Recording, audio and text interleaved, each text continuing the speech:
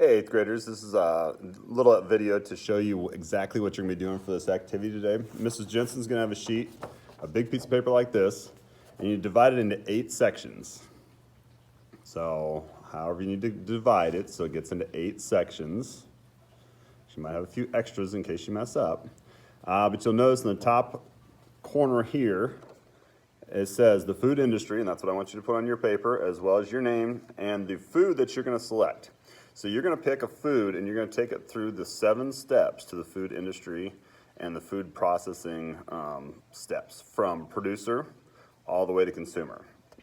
So what you're going to do is you're going to draw a picture of your product in each box. So producer here, if you want to draw an arrow, you can draw an arrow, and a picture of harvester, whatever your product is. Then you go over to processor and down and across all the way down to consumer. All right.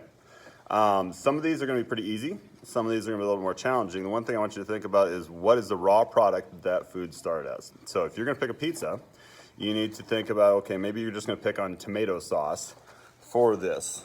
Or if it's a steak, you know, obviously you'd start with the cattle. Those are just a couple examples of what you could come up with. But you need to think about, okay, what happens during the harvesting step?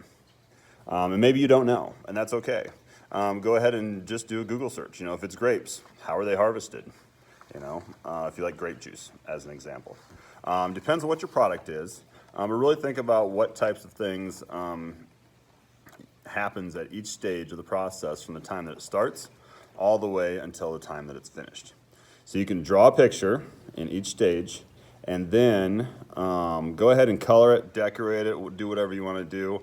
You'll probably have a little bit of time tomorrow to kind of wrap this up.